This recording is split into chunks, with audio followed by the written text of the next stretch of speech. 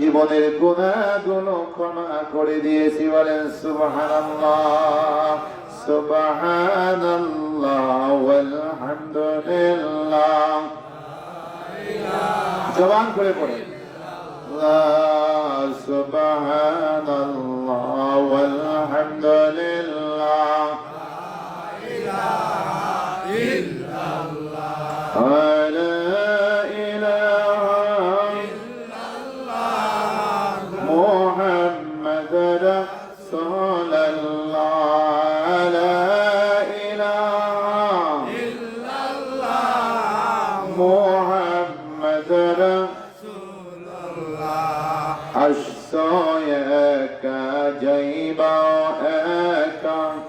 সঙ্গে কেহ যাইবে না।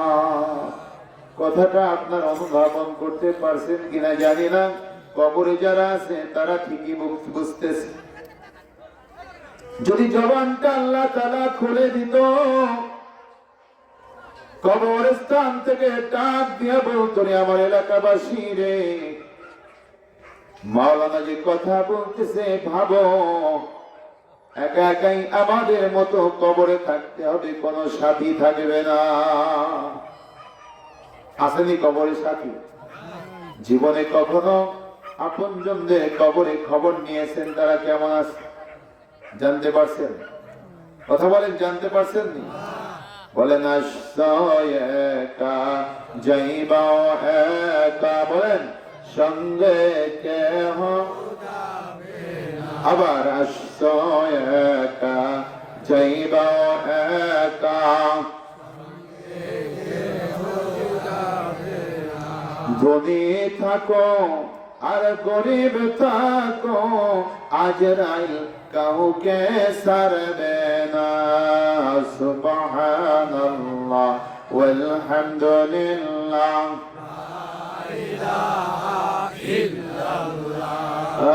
সুবহানাল্লাহ ওয়ালহামদুলিল্লাহ,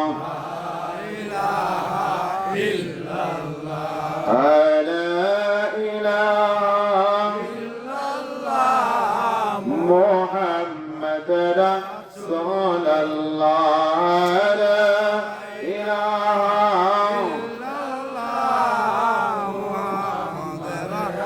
সাল্লাল্লাহ, বলেন সাল্লাল্লাহু আলাইহি ওয়াসাল্লাম। আমার আল্লাহ তাআলার দয়া বেশি না কম? কথা বলেন, বেশি না কম? মুসা আলাইহিস সালামকে ডাক দিয়ে বললেন, মুসা রে, তুমি বলো, আমার বান্দা যখন আমার প্রশংসা করলো, যখন বললো আমার সবচেয়ে দয়া বড়, আমার দয়ার চেয়ে বড় আর কিছু নাই, তখন আমি তাকে মাফ না করে পারি কিভাবে? সাথে সাথে তাকে মাফ করে দিয়ে আজকের দিনের সবচেয়ে শ্রেষ্ঠ তাকে বানায় দিলাম। ও আমার মায়েরা, বাবারা, ভাইয়েরা, বোনেরা, পায়ে ধরে বলি, জীবনভর কত গুনাহ করেছেন। গভীর রাতে আর 3টার সময়, রাতের শেষ তৃতীয়াংশে জাগেন। হাদিসে কুদসিতে অনেক হাদিস আছে। ওই সময় যদি উঠে ওযু করে 2 রাকাত নামাজ আদায় করতে পারেন, আমার দয়াল নবীজি জীবনে তাহাজ্জুদের নামাজ কামাই দেয় নাই। বলেন সুবহানাল্লাহ। ওই সময় যদি সিজদা দিয়া অথবা 2 ফোঁটা চোখের পানি ফেলে একটা বারের জন্য অনুতপ্ত হয়ে বলতে পারেন, মালিক, আমার যে অপরাধী এই দুনিয়ার মধ্যে আর কেউ নাই। দুনিয়ায় যত মানুষ তুমি সৃষ্টি করেছো, আমার চেয়ে খারাপ আর কেউ নাই। আমার গুনাহগুলো তুমি গোপন রেখেছো, প্রকাশ করো নাই, আমাকে অপমানিত করো নাই, অপদস্থ করো নাই। জানি রে মালিক, তোমার দয়ার কোনো শেষ নাই। তুমি তো কোরআনে বলেছো, লা তাকনাতু মির রাহমাতিল্লাহ, দুনিয়ার সমস্ত ফাঁকা জায়গাগুলি যদি তুমি গুনাহ দিয়ে ভরে ফেলো, আর যদি একটা বার আমার কাছে মাফ চাও, আমি আল্লাহ গফুরুর রহিম সাথে সাথে মাফ করে দিব। 2টা চোখের পানি যদি ফালাইতে পারেন, আল্লাহর কসম করে বলি, আপনার জীবনের গুনাহগুলো আল্লাহ তাআলা সাথে সাথে মাফ করে দিবে। আল্লাহর সেই ক্ষমতা আছে না নাই? আছে না নাই বলো? যখন বান্দা বান্দিরা চোখের পানি ফেলে আল্লাহ তাআলার দরবারে কাঁদতে থাকে, গুনাহ মাফের জন্য আল্লাহ তাআলা ডাক দিয়ে বলেন, ও ফেরেশতারা, আমার বান্দা বান্দিরা কাঁদে কেন? আল্লাহ তাআলার কাছে ফেরেশতারা বলে, আল্লাহ রে, আপনি তো সবকিছু ভালো জানেন, বসে তোদের কাছে শুনতে চাই। ফেরেশতা কাঁদে কেন? বলে তারা যে অন্যায় করছে, গুনাহ করেছে, গুনাহ মাফ চাই। গুনাহ মাফ যদি আল্লাহ তাআলা করে দেয়, আমাদের জানার কোনো উপায় আসেনি? কথা বলেন, আমরা কি জানি? আল্লাহর ওলিরা তারা জানে, আমরা জানতে পারি না, ঠিক না বেশি? কাঁদতে থাকে। আমার আল্লাহ বলে, আমাকে কি আমার বান্দা বান্দিরা দেখছেনি? কয় না, দেখে নাই। আমার আল্লাহ ডাক দিয়ে বলে, ফেরেশতারা, তোদেরকে সাক্ষী রেখে আমি আজকে ঘোষণা করলাম, আমার বান্দা বান্দিরা যারা আমাকে দেখে নাই, আমাকে না দেখে বিশ্বাস করে আমার কাছে গুনাহ মাফ চাইতেছে, আমি আল্লাহ তোদের সাক্ষী রেখে এই মুহূর্তে তাদের জীবনের গুনাহ মাফ করে দিলাম। তারপর আবার ওকে আমরা যখন কাঁদতে থাকি, আল্লাহ তাআলা বলেন, ও ফেরেশতারা, এখনো কাঁদে কেন? গুনাহ তো মাফ করে দিলাম। কয় কাঁদে জাহান্নামের ভয়ে। জাহান্নামে যদি তাদেরকে যেতে হয়, তাদের গুনাহ যদি মাফ না হয়, জাহান্নামের আগুন তারা সইতে পারবে না। আল্লাহ ডাক দিয়ে বলে, ফেরেশতারা, জাহান্নাম কি তারা দেখছে নাকি? কয় না, দেখে নাই। ফেরেশতারা, তারা দেখে নাই। আমার কথা বিশ্বাস করে তারা জাহান্নামের কথা বিশ্বাস করে কাঁদতেছে। ফেরেশতারা রে, তোরা সাক্ষী থাক, আজকে আমি তাদের আমলনামায় যে গুনাহগুলো মাফ করে দিয়া ওই জায়গাগুলো খালি করে দিয়েছি, ততটুকু নেকি দিয়া আবার তাদের আমলনামাটা তুমি ভরপুর করে দাও। বলেন সুবহানাল্লাহ, লা ইলাহা ইল্লাল্লাহ, লা ইলাহা ইল্লাল্লাহ, লা ইলাহা ইল্লাল্লাহ, মুহাম্মাদ রাসূলুল্লাহ। বলেন সাল্লাল্লাহু আলাইহি ওয়াসাল্লাম। ও আমার প্রিয় ভাইরা, মায়েরা, বোনেরা, এলাকাবাসী, যে যেখানে বসে শুনতেছেন, এই যে রহমতের সময়রা শেষ তৃতীয়াংশে আল্লাহ তাআলা দোয়া কবুল করেন, এটা হাদিসে কুদসির মধ্যে আছে, বুখারী শরীফের মধ্যে আছে, মুসলিম শরীফের মধ্যে আছে, তিরমিজি শরীফের মধ্যে আছে। রাত্রে যখন তৃতীয় ভাগ, 2 ভাগ শেষ হয়, তৃতীয় ভাগে পদার্পণ করে আল্লাহ তাআলা চতুর্থ আসমানে বিশেষভাবে চতুর্থ আসমানে এসে রহমতের সময় আল্লাহ তাআলা খাস করে বান্দা বান্দীদেরকে ডাকতে থাকেন মহব্বতের সাথে, কে আসো গো? ও বান্দা, গুনাহ করেছো, আমার কাছে মাফ চাও, আমি আল্লাহ তোমাদের গুনাহ মাফ করে দিব। কে আসো সন্তান নাই, আমার কাছে চাও, আমি দিব। কে আসো অসুস্থ, রোগ ভালো হয় না, আমার কাছে বলো, আমি তোমার রোগ মুক্ত করে দেব। বলেন সুবহানাল্লাহ। রহমতের ফেরেশতা দিয়ে ডাকাইতে থাকে, আর আল্লাহ তাআলা রহমতের সময় মহব্বতের সাথে ডাকতে থাকে। আমার মুর্শিদ কেবলা জান বিশ্বনী খাজা বা ফরিদপুরি তাই আমাদেরকে শিখাইলেন। যখন শিখাইছে তখন আমি হাদিস পাই নাই, পরে হাদিস পাইছি যে কেন রহমতের সময় জাগতে বলে।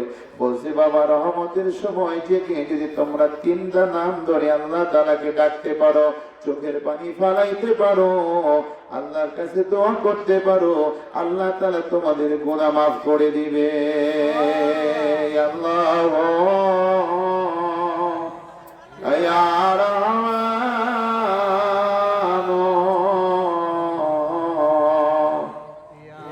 ইয়া রহিম,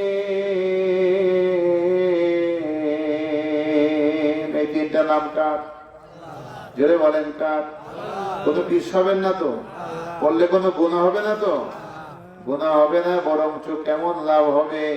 আপনি যদি মহব্বত করে কাউকে ডাকেন মধুর সুরে, স্বাভাবিক ভাবে ডাকলে যতটা না আপনার প্রতি তার মহব্বত বা দয়া হবে, মহব্বতের সাথে বিনয়ের সাথে ডাকলে তার আপনার প্রতি তার মহব্বত বাড়বে না কমবে? কথা বলেন, বাড়বে না কমবে? আর আল্লাহর কথা তো আরো আলাদা। আল্লাহ তাআলাকে প্রাণ ভরে যদি ডাকতে পারেন, আল্লাহর কসম করে বলি দুনিয়ার কোনো জিনিসের আপনার অভাব হবে না। দুনিয়ার কোনো মানুষ, দুনিয়ার কোনো শক্তি আপনার একটা পশমও কখনো বাঁকা করতে পারবে না। ক্ষতি করো তো দূরে থাক, একটু মহব্বতের সাথে ডাকেন না, ইয়া আল্লাহ, ইয়া রহমান, ইয়া গুনার বোঝা মাথায় লয়া মাওলা ডাকতেছি, গুনার বোঝা মাথায় লয়া মাওলা ডাকতেছি, মাফ কইরা দাও মাবুদ মাওলা এলাহি, মাফ কইরা দাও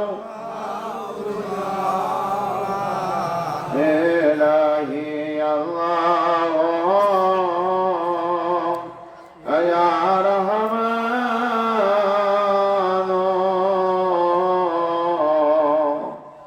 ইয়া। এটা ডাকলে ভালো লাগে না খারাপ লাগে? আর যদি এর সাথে একটু চোখের পানি এসে যায়, আপনার গুনাহ আল্লাহ তাআলা মাফ করে দিবেন। এরপর যদি আপনি চোখের পানি ফেলায় দোয়া করেন আল্লাহর কাছে, আল্লাহ দোয়া কবুল না কইরা পারবেনি? কথা বলেন, পারবে? পারবে না আমার প্রিয় ভাইরা। হাদিসে কুদসিতে এসেছে, আমার দয়াল নবীজি বলতেছে, রব্বুল আলামিন একটা কথা, কি কথা? একটা কথা বললো। কি কথা বলেন? দুই দোস্ত কথা বলতেছে। পৃথিবীর সবচেয়ে বড় কে? আল্লাহ। আর সৃষ্টির সবচেয়ে বড় হলো, সৃষ্টির ফাউন্ডেশন আপনার আমার প্রিয় নবী মুহাম্মদ রাসূলুল্লাহ সাল্লাল্লাহু আলাইহি ওয়াসাল্লাম। দুই বন্ধু কথা বলতেছে। কেমন বন্ধু? একজন আরেকজনকে ছাড়া বাঁচে না। সুবহানাল্লাহ বলেন। দয়াল নবীজি বলতেছে, রব্বুল আলামিন একটা আবদার ছিল। দোস্ত বলেন, কি আবদার? বলছে, আপনি রাখবেন নি? বলছে, হ্যাঁ বলেন, আমি রাখবো। হাসরের ময়দানে অন্য অন্য নবীরাও থাকবে, থাকবে কিনা বলেন? কথা বলেন, থাকবে কিনা?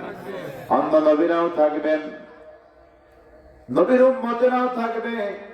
ওই সময় আমার অন্য নবীদের সামনে, অন্য নবীর উম্মতের সামনে আমি মুহাম্মদ রাসূলুল্লাহ সাল্লাল্লাহু আলাইহি ওয়াসাল্লাম আমার উম্মতের আমলনামাগুলো খুলবেন না। একটু ভাবেন, ভাবার বিষয়। কেন খুলবো না দোস্তরে? কেন খুলবো না বলেন? আমার দয়াল নবীজি বলেন, ও রব্বুল আলামিন, অন্য নবীদের সামনে, নবীর উম্মতদের সামনে যদি আমার উম্মতের আমলনামা খোলেন আর তাতে যদি গুনাহ লেখা থাকে, তারা দেখতে পায়, আমি নবী লজ্জিত হব, আমার লজ্জা পাবো, আমি কষ্ট পাবো। আমার উম্মতদেরকে বেইজ্জতি করবেন না। সুবহানাল্লাহ বল, সুবহানাল্লাহ। প্রেমের কথা, প্রেমের, এটা প্রেমের কথা। যাদের অন্তরে প্রেম আছে তারা বুঝবেন, যাদের অন্তরে প্রেম নাই তারা কখনো এটা বুঝবেন না, অনুধাবনও করতে পারবেন না। আমার আল্লাহ কি বলে জানেন? ও আমার বন্ধু, বন্ধুরে, আপনাকে আমি কতটা ভালোবাসি এটা আপনিও জানেন রে। ও আমার বন্ধু, আপনাকে কখনো আমি অপমান অপদস্থ করি নাই, আর করব না। হাসরের ময়দানে আমি আপনার উম্মতের আমলনামার গুনাহগুলো, অন্য নবীর উম্মত তো দূরে থাক, অন্য নবী তো দূরে থাক, এমনকি আমি নবী, আমি আল্লাহ আপনার সামনেও তাদের গুনার আমলনামা খুলব না। দয়াল নবী, মায়ার নবী গো, আপনি আমার জীবনের জীবন। দয়াল মায়ার নবী গো আপনি আমার জীবনের জীবন। বলেন সুবহানাল্লাহ। আপনি আমার জীবন সাথী, অন্ধকার কবরের বাতি। আপনি আমার জীবন সাথী, অন্ধ